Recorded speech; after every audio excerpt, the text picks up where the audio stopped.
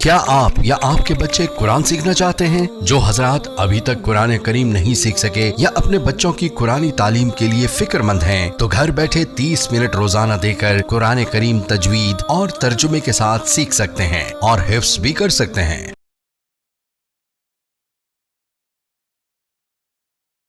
حضرت شیخ عبدالقادر جیلانی رحمۃ اللہ علیہ فرمایا کرتے تھے کہ 15 شعبان کی رات فرشتوں کے لیے عید کی رات ہوتی ہے، جیسے ہمارے لیے عید الفطر اور عید الاضحیٰ ہے نا۔ 15 شعبان کی رات فرشتوں کے لیے عید کی رات ہے۔ اور امام ربانی مجدد ثانی رحمۃ اللہ نے تو بہت تفصیل لکھی ہے۔ انہوں نے بات سمجھائی کہ دیکھو، رات ہوتی ہے، ہر طرف اندھیرا ہوتا ہے، پھر صبح صادق طلوع ہوتی ہے، اور صبح صادق کے بعد روشنی بڑھتی جاتی ہے، بڑھتی جاتی ہے، بڑھتی جاتی ہے، حتیٰ کہ جب سورج نکلتا ہے تو اس وقت روشنی ختم ہو جاتی ہے اور دھوپ آ جاتی ہے۔ مگر سورج نکلنے سے 10-15 منٹ پہلے اتنی روشنی ہو چکی ہوتی ہے کہ کئی دفعہ یوں لگتا ہے جی شاید سورج نکل ہی آیا، حالانکہ ابھی نکلا نہیں ہوتا۔ وہ فرماتے ہیں کہ بالکل اسی طرح 15 شعبان کی رات کو اس نور کا سورج طلوع ہو جاتا ہے، نہ اس نور کی صبح صادق طلوع ہو جاتی ہے، پھر ہر دن یہ نور بڑھتا رہتا ہے، بڑھتا رہتا ہے، بڑھتا رہتا ہے، حتیٰ کہ رمضان سے 1-2 دن پہلے ایسی حالت ہوتی ہے کہ جیسے رمضان کی برکتیں ہوتی ہیں۔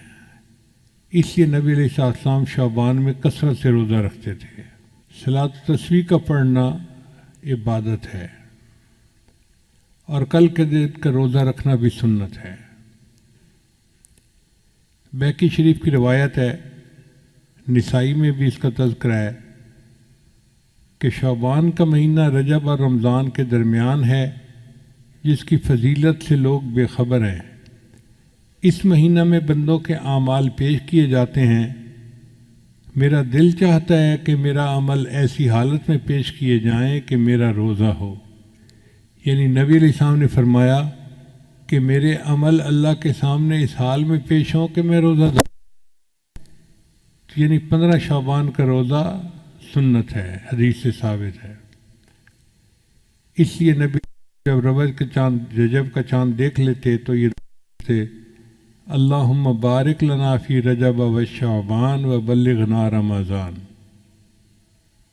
حضرت علی عنہ روایت کرتے ہیں کہ 15 شعبان کو رات کا قیام کرو، دن کو روزہ رکھو، چونکہ اس رات میں غروب آفتاب کے بعد ہی اللہ تعالیٰ آسمان دنیا پر جلوہ افروز ہو جاتے ہیں، اور اعلان کرنے والا اعلان کرتا ہے کوئی مغفرت چاہنے والا کہ اس کی مغفرت کی جائے، ہے کوئی رزق کو طلب کرنے والا کہ اس کو رزق دوں، ہے کوئی مصیبت زدہ کہ میں اس کی مصیبت کو دور کر دوں، ہے کوئی حاجت طلب کرنے والا کہ میں اس کی حاجت روائی کروں۔ اب آپ اندازہ لگائیے کہ آج کی رات میں اللہ رب العزت اعلان فرماتے ہیں، ہے کوئی مصیبت زدہ جس کی مصیبت میں دور کروں، ہے کوئی حاجت والا جس کی حاجت کو میں پورا کر دوں۔ جب اللہ تعالیٰ خود پوچھ رہے ہیں تو پھر اس رات میں ہمیں اللہ کے سامنے آہوزاری کرنی چاہیے کہ اللہ ہماری مصیبتوں کو دور کر دیجئے، پریشانیوں کو دور کر دیجئے۔ ابن ماجہ کی روایت ہے کہ نبی علیہ السلام کے بارے میں سیدہ صدیقہ لنا فرماتی ہیں، میں نے ایک رات نبی علیہ السلام کو بستر پر نہ پایا۔ بندہ سویا ہوا ہوتا ہے نا تو آنکھ کھلتی ہے، تو میں نے دیکھا کہ نبی علیہ السلام بستر پہ نہیں تھے، تو میں باہر نکلی، بھائی خیریت تو ہے پتہ کروں۔ وہ فرماتی ہیں میں نے دیکھا کہ نبی علیہ السلام جنت بقیع کے اندر تھے۔ میں نے پوچھا اے اللہ کے نبی وسلم آپ یہاں رات کے وقت کیسے آئے؟ تو نبی علیہ السلام نے فرمایا کہ آج 15 شعبان کی رات ہے،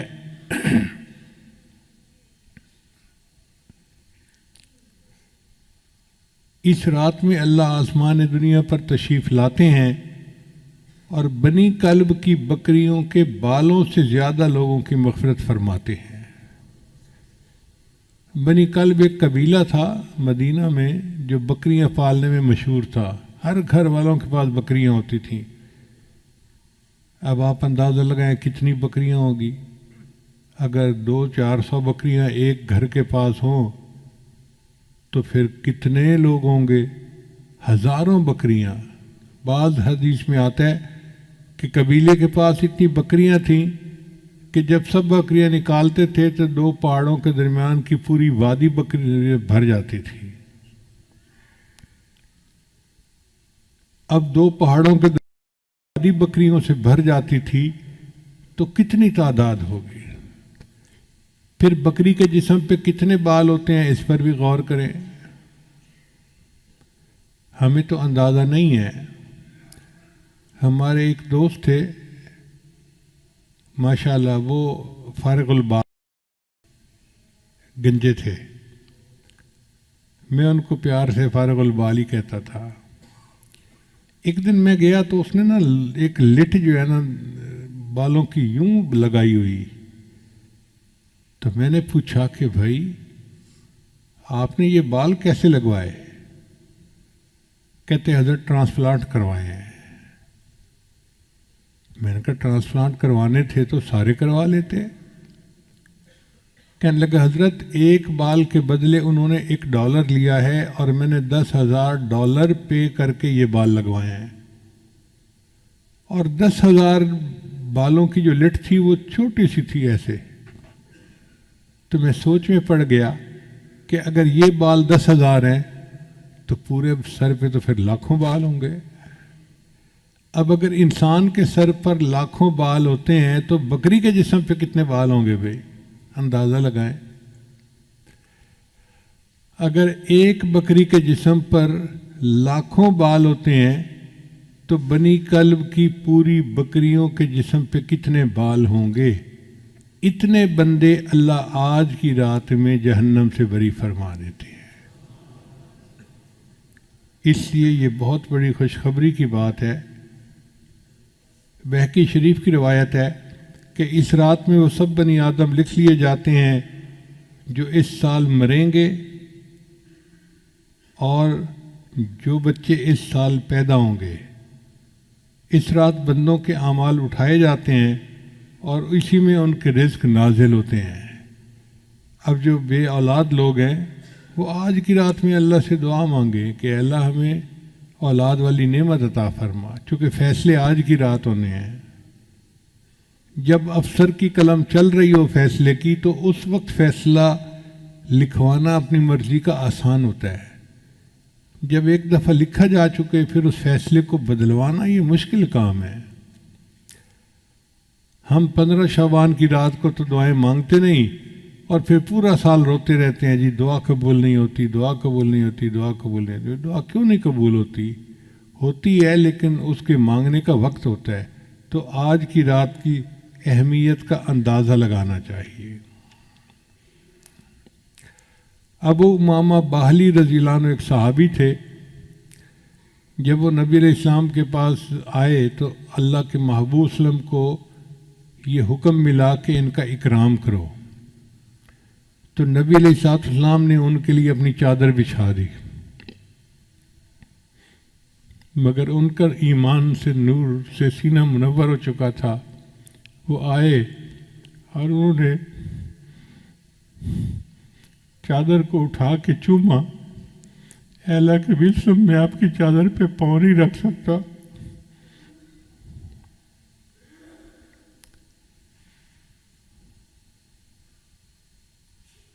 وہ روایت کرتے ہیں کہ نبی علیہ السلام نے ارشاد فرمایا، من صام یوم من شعبان، جس نے شعبان کے دن کا روزہ رکھا، یعنی 15 شعبان مراد ہے، فتحت لہ ابواب الجنان، اللہ اس کے لیے جنت کے دروازے کھول دیتے ہیں، وغلقت علیہ ابواب النیران، اور اس پر جہنم کے دروازوں کو بند کر دیتے ہیں۔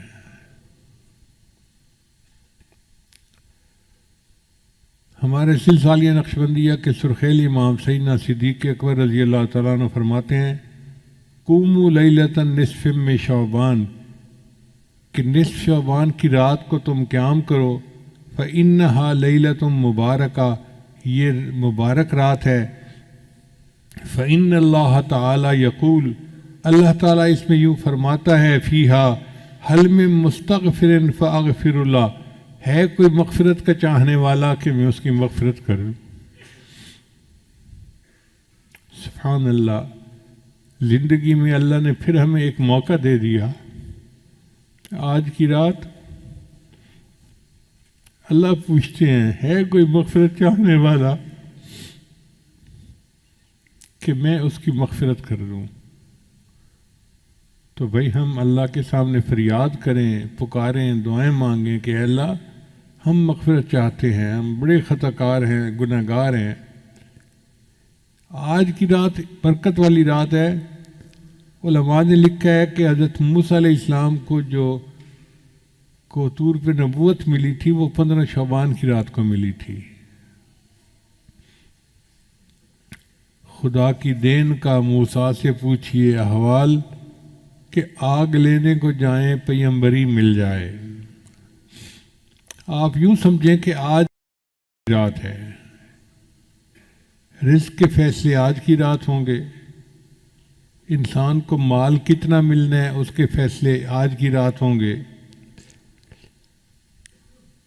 کس کا نکاح ہونا ہے اس کے فیصلے آج کی رات ہوں گے، کس کو بچے ملنے ہیں فیصلہ آج کی رات ہوگا، صحت والی نعمت ملنی ہے اس کا فیصلہ آج کی رات ہوگا، کس کو آئندہ سال زندگی ملنی ہے فیصلہ آج کی رات ہوگا۔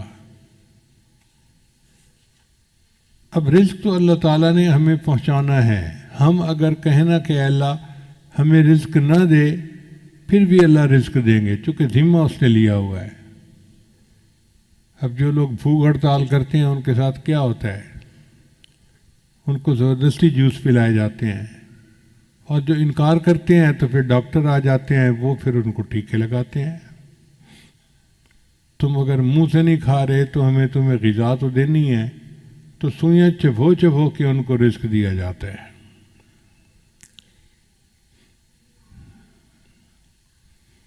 ہماری مرادیں پوری ہو سکتی ہیں، بہت آسان طریقہ ہے کہ ہم اللہ کی مان کر چلیں۔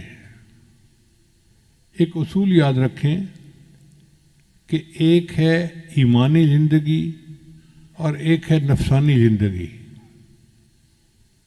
ایمانی زندگی گزاریں گے تو ہم امام عالم بنیں گے، اور نفسانی زندگی گزاریں گے تو ہم غلام عالم بنیں گے۔ آج کل کے حالات پہ نظر کر لیجئے، آج کل جتنے مسلمان ہیں سب غلام عالم بنے ہوئے ہیں۔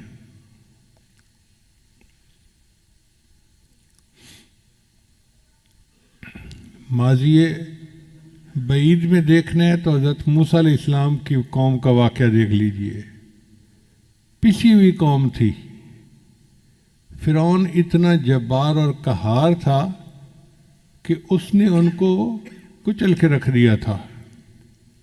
چنانچہ انہوں نے موسیٰ علیہ السلام سے کہا، اوذینا من قبل ان تأتینا ومن بعد ما جئتنا، آپ کے آنے سے پہلے بھی ہمیں اذیت ملی اور آپ کے آنے کے بعد بھی اذیت ملی۔ وقال موسیٰ لقومہ، تو موسیٰ علیہ السلام نے اپنی قوم کو جواب دیا، استعینوا باللہ واصبروا، اللہ سے مدد مانگو اور صبر کرو، ان الارض للہ، زمین اللہ کی ہے، یورثھا من یشاء من عبادی، اپنے بندوں میں سے جس کو چاہتا ہے زمین کا وارث بنا دیتا ہے۔ تصور نہیں کوئی کر سکتا تھا کہ بنی اسرائیل والے اس زمین کے وارث بن جائیں گے، اللہ نے ان کو بنا دیا۔ اللہ فرماتے ہیں، وَنُرِيدُ، اور ہم نے ارادہ کیا، أَن نَمُنَّ عَلَى الَّذِينَ اسْتُضْعِفُوا فِي الْأَرْضِ وَنَجْعَلَهُمْ أَئِمَّةً وَنَجْعَلَهُمُ الْوَارِثِينَ، کہ ہم ان کو زمین کا امام بنائیں گے اور زمین کا وارث بنائیں گے۔ یہ تو ہے ماضی مثال۔ اگر ماضی قریب میں مثال دیکھنی ہے تو صحابہ کرام کی مثال دیکھیں، اللہ کی مان کر چلے، اللہ نے کیسر و کسریٰ کے تاج ان کے قدموں میں لا کر رکھ دیے، اللہ تعالیٰ نے ان کو کیا عزتوں سے نوازا. چڑھتے سورج سے تاج مانگا، سمندروں سے خراج مانگا. لگاتا تھا تو جب نعرہ تو خیبر توڑ دیتا تھا، حکم دیتا تھا تو دریا کو رستہ چھوڑ دیتا تھا.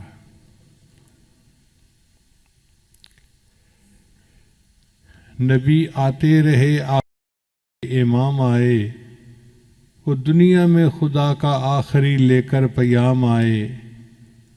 جھکانے آئے بندوں کی جبیں اللہ کے در پر، سکھانے آدمی کو آدمی کا احترام آئے. وہ آئے جب تو عظمت بڑھ گئی دنیا میں انسان کی، وہ آئے جب تو انسان کو فرشتوں کے سلام آئے.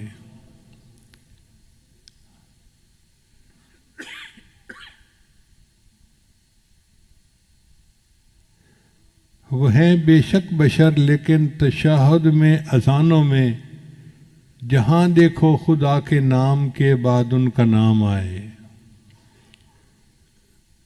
خدا شاہد یہ ان کے فیض صحبت کا نتیجہ تھا، شہنشاہ گر پڑے قدموں میں جب ان کے غلام آئے.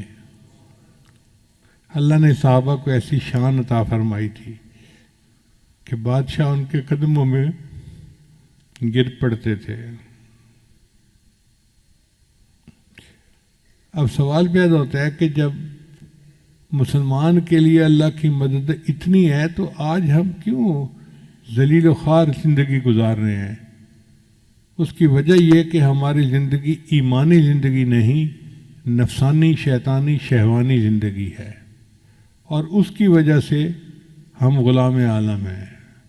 دستور یہ ہے کہ اگر شہزادہ بادشاہ کی نافرمانی کرے تو پھر بادشاہ جلاد سے جوتے مرواتا ہے، جو چوڑا چمار ہوتا ہے.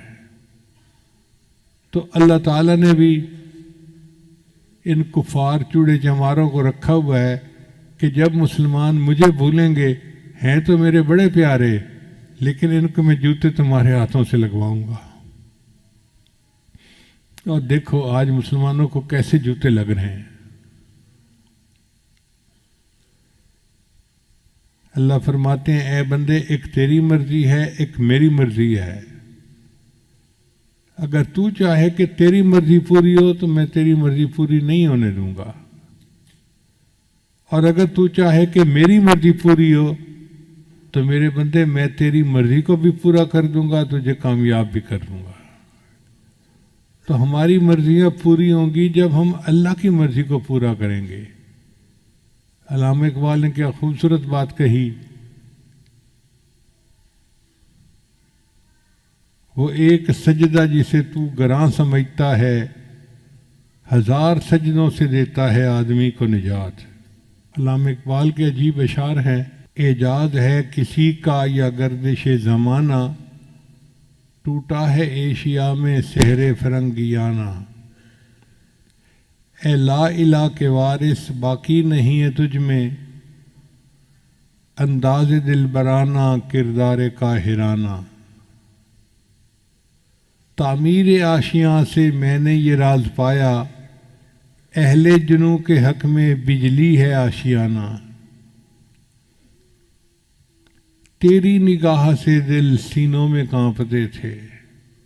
کیا خوبصورت بات کہی ہے. تیری نگاہ سے دل سینوں میں کانپتے تھے، کھویا گیا ہے تیرا جذبے قلندرانہ. یہ بندگی خدائی وہ بندگی گدائی، یا بندہ خدا بن یا بندہ زمانہ. اگر ہم بندہ خدا بنیں گے تو ہمیں اللہ امام عالم بنائیں گے، اور اگر بندہ زمانہ بنیں گے تو پھر ہم غلام عالم بنیں گے. کتنے لوگ ہیں جو آج قرضے کی وجہ سے پریشان ہیں. کسی نے بینک کے قرضے دینے ہیں، کسی نے لوگوں کے قرضے دینے ہیں، لوگ رسوا کرتے ہیں. کتنے لوگ ہیں جو گھر سے بے گھر ہیں، پردیس کے دھکے کھاتے پھر رہے ہیں کہ یہ اخراجات پورے نہیں ہوتے. کتنے لوگ مرض سے پریشان، بچے بیمار ہیں، ہسپتالوں کے چکر لگا لگا کے تھک گئے ہیں۔ کتنے لوگ نوکری نہ ملنے کی وجہ سے پریشان، کاروباری خسارے کی وجہ سے پریشان۔ کتنے لوگ ہیں بیٹی کے مناسب رشتے نہ ملنے کی وجہ سے پریشان، ان کو نیک قدردان لوگوں کا ساتھ نہیں ملتا۔ کتنے لوگ اولاد نہ ہونے کی وجہ سے پریشان۔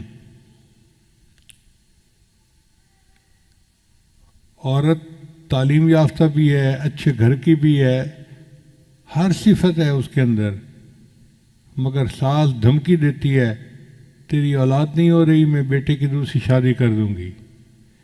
نند ہے تو اٹھتے بیٹھتے تانے دیتی ہے۔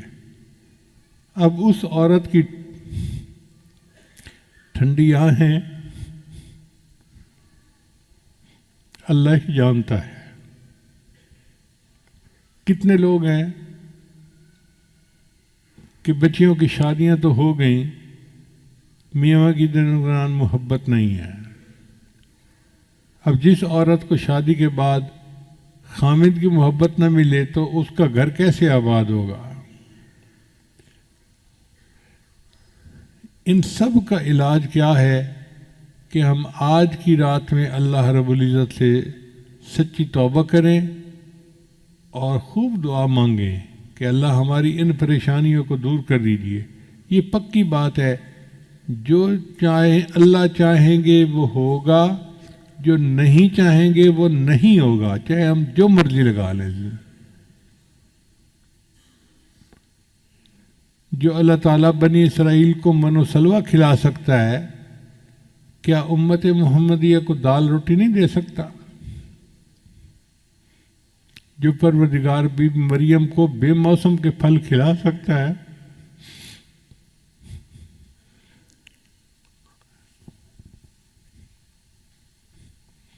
وہ اپنے محبوب کی امت کو موسم کے پھل کیوں نہیں کھلا سکتا؟ اللہ تعالیٰ کھلانے کے لیے تیار ہے، قصور ہمارا ہے۔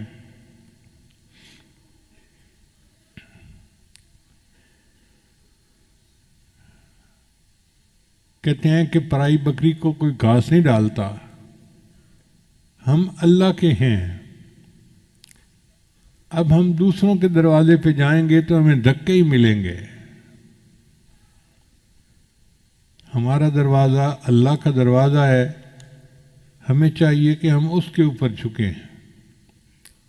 امت اس وقت پریشان ہے، صرف ہمارے ملک کے لوگ نہیں، پوری امت پریشان ہے، اور ہم اللہ سے دعا مانگتے ہیں کہ اے اللہ آپ امت کے اوپر ترس کھا لیجیے۔ آہ جاتی ہے اثر کو کھینچ لانے کے لیے، بادلو ہٹ جاؤ دے دو راہ جانے کے لیے۔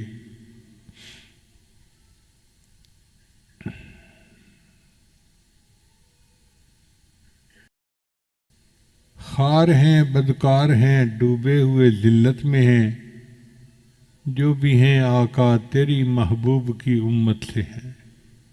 ہم جیسے بھی ہیں تو امتی نبی علیہ السلام کے نا۔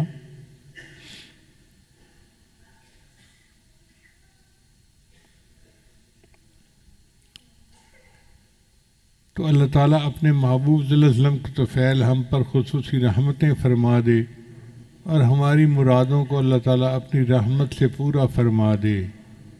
اب پورے بیان کا خلاصہ یہی نکلا کہ سال کی ابتدا محرم سے ہوتی ہے جو مجاہدے کا مہینہ ہے، اور سال کی انتہا ذوالحجہ پہ ہوتی ہے جو مشاہدے کا مہینہ ہے۔ درمیان میں رجب کا مہینہ پڑتا ہے جو معراج کا مہینہ۔ پہلی ششماہی کو اللہ تعالیٰ نے ربیع الاول سے زینت بخشی، اور نبی علیہ السلام رحمۃ للعالمین دنیا میں تشریف لائے، اور دوسری ششماہی کو اللہ نے شہر الغمسہ غفران سے زینت بخشی، اور رمضان کا مہینہ آنے والا ہے۔ آپ یوں سمجھے کہ آج کی رات طلوع صبح صادق ہو گئی، اب رمضان کی پہلی کو طلوع سورج ہوگا، اور پھر نور کا ایک مہینہ اپنی پوری رحمت کے ساتھ آئے گا۔ اللہ تعالی ہمیں اس مہینہ کے لیے تیاری کرنے کی توفیق عطا فرمائے۔ یہ تیاری کوئی ورزش کرنے کا نام نہیں ہے، بلکہ ہم اپنی زندگی سے گناہوں کو ختم کریں اور اللہ تعالیٰ کو منانے کے لیے پوری کمر کس لیں، ہمت کر لیں۔ خدا ان کی مدد کرتا ہے جو اپنی مدد آپ کرتے ہیں۔ لہذا دعا ہے کہ اللہ تعالیٰ آج کی رات میں ہم سب مسکینوں کی بخشش فرمائے اور ہماری جتنی بھی مرادیں ہیں اللہ اپنی رحمت سے پورا فرمائے۔ وآخر دعوانا ان الحمد للہ رب العالمین۔